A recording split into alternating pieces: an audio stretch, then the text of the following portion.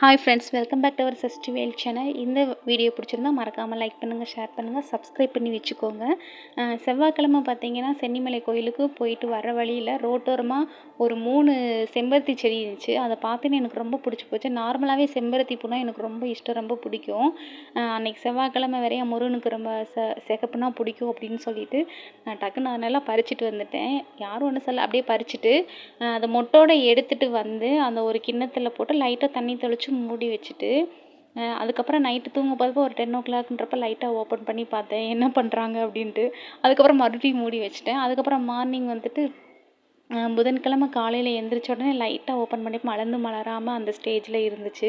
அதுக்கப்புறம் பிரம்ம முகூர்த்த பூஜை பண்ணணும் இல்லையா, அதனால் நான் என்ன பண்ணிட்டேன், இந்த மாதிரி இருந்துச்சு. அதை எடுத்துட்டு நல்லா விரிய வச்சுட்டு ஒரு இதெல்லாம் எடுத்துகிட்டு பிரம்ம முகூர்த்த பூஜை பண்ணுறதுக்கு அந்த விளக்கில் பார்த்தீங்கன்னா ஒரு இதெல்லாம் எடுத்து வச்சுட்டு பூஜை பண்ணி முடிச்சுட்டு வரேன். மறுபடியும் இதே மாதிரி இந்த ஸ்டேஜில் தான் இருந்துச்சு. அதுக்கப்புறம் எடுத்துகிட்டு என்னோடய பூஜை ரூமில் இந்த செம்பருத்தி பூவை வச்ச உடனே அவ்வளோ அழகாக இருந்துச்சு. நல்லா பாசிட்டிவாக இருந்துச்சு, சூப்பராக இருந்துச்சு. அந்த பூஜை ரூமே பார்த்தீங்கன்னா ஃபுல்லாக ரெட்டாக இருந்துச்சு. மனசுக்கு அவ்வளோ ஒரு சூப்பராக இருந்துச்சு, பீஸ்ஃபுல்லாக இருந்துச்சு. பிடிச்சிருந்தா பாய், லைக் பண்ணுங்கள்.